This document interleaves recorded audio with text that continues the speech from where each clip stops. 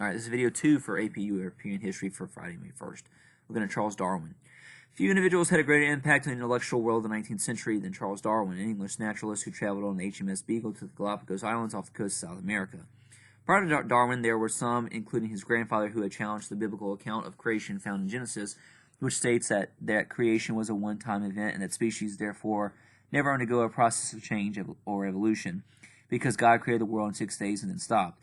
In addition, geologists like Charles Lyell claimed that geological evidence proved that the Earth was much older than the biblical age of approximately 6,000 years. Although Darwin was not operating in an intellectual vacuum, he was the first to offer an explanation for the process of change. Darwin argued that certain members of the species inherit traits that over time may make them more successful in the struggle for survival. These traits are then passed down, while these members of the species who lack such characteristics ultimately do not reproduce. Darwin labeled this process natural selection in his book Origins of Species.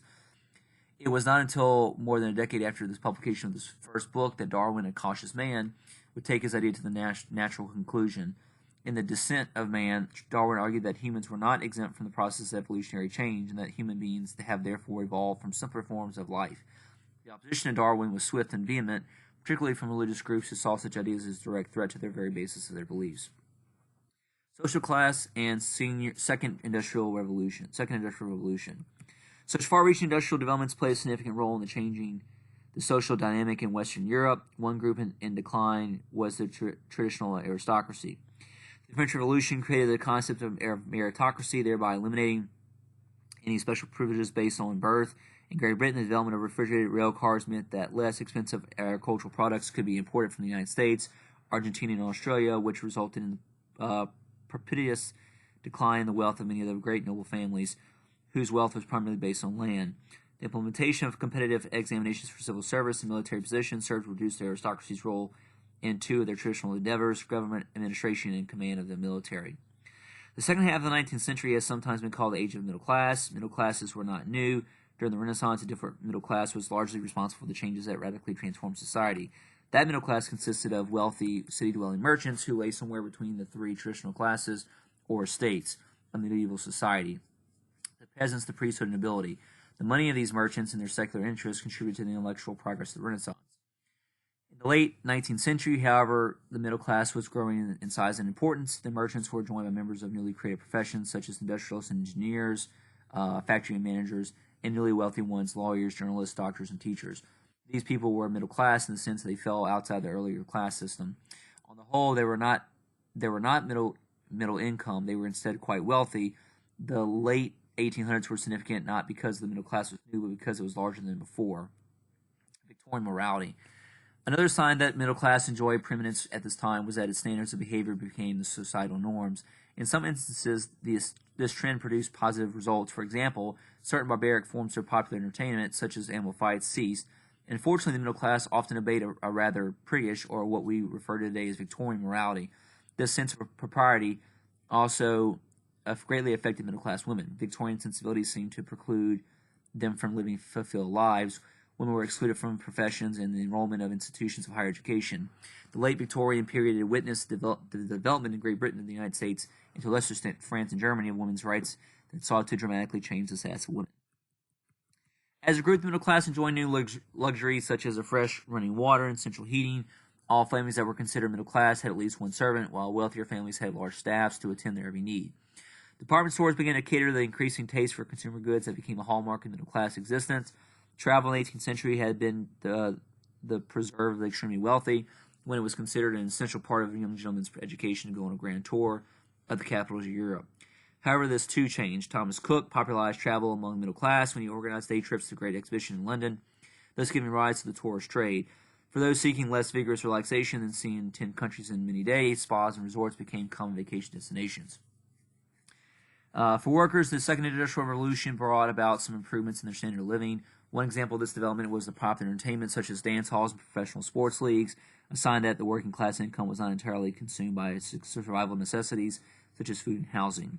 Yet for many workers across Europe, the improvements were slight at best. Many still saw socialism as the best means to change their dreary existence. Socialism itself underwent some significant developments in the later part of the 19th century. Edward Bernstein, a German intellectual, challenged some of Marx's basic ideas in evolutionary socialism. He and his followers, who were labeled revisionists, argued that capitalism was not, as Marx claimed, about to collapse. The beginning of anarchism. Another political ideology began to attract some workers by the end of the century was anarchism. Joseph Proudhon, a self-educated typesetter, is often considered to be the father of anarchism. In 1840, he wrote, "What is property?" and his answer to that question was simply that property is theft. Proudhon, who was the first to use the term anarchist, believed that the true laws of society had little to do with authority and came from the nature of society itself. Anarchism touted the idea that bringing these laws to the surface should be the ultimate goal of any society. Anarchists like Proudhon wanted workers to organize small groups of independent producers that would govern themselves without interference from the state, an institution that anarchists wanted to see abolished. Anarchism never gained the support of as many workers as socialism, but in certain regions, such as the Spanish province of Andalusia, the movement had a significant following. Because capitalism was firmly rooted in society, it was necessary for socialists and to work towards progressive improvement of working class conditions within a capitalist framework rather than focus on revolutionary upheaval. Their more radical views have been mollified in part due to the development of parliamentary democracy and universal male suffrage in parts of Western Europe, which led them to believe that socialism could be achieved through the ballot box. Radicals such as the German Karl Kautsky held firm to the validity of Marx's laws and were harsh towards the revisionists, whom they consider heretics, although Kautsky himself in fact altered some of Marx's ideas. Unlike Marx, he claimed that the proletarian revolution would not be a bloody affair but a civilized process. A socialist movement could be a passive evolution because it was inevitable. Such views were in turn declared heretical by more extreme socialists such as Lenin and Rosa Luxemburg. And we'll end that there. Let's look at the concepts, looking at topic 6.3, second wave industrialization and its effects. Mechanization and factory systems became the predominant modes of production by 1914. New technologies and means of communication and transportation, like railroads, resulted in more fully integrated national economies and a higher level of urbanization and a truly global economic network.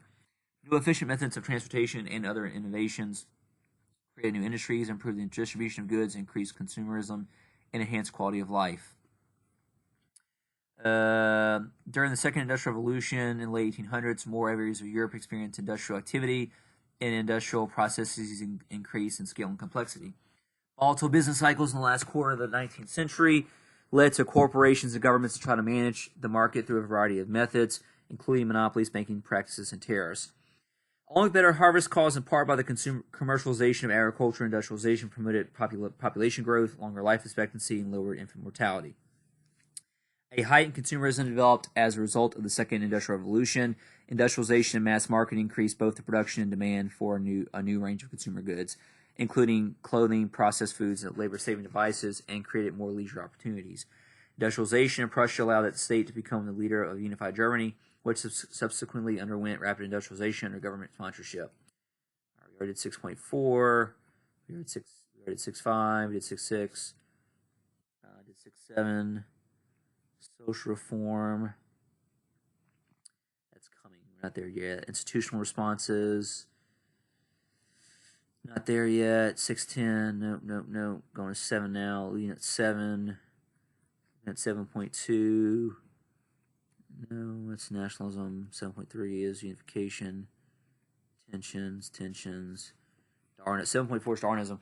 Charles Darwin provided a scientific and material account of biological change and the development of human beings as a species and inadvertently a justification for racialist theories that became known as social Darwinism. Age of Progress, not really there yet. Some of this that we've covered, like Freud. Philosophy largely moved from rational interpretations of nature and human society to emphasis on rationality and impulse, a view that contributed to the belief that conflict and struggle led to progress. Freudian psychology offered a new account of human nature that emphasized the role of the irrational and the struggle between the conscious and the subconscious. Developments in the natural sciences, such as quantum mechanics and Einstein's theory of relativity, undermined the primacy of Newtonian physics as an objective description of nature. Not to imperialism yet. Imperialism. Culture and arts. Yeah, we're not there yet. All right, so we're going to stop there. Have a good weekend. See you next week.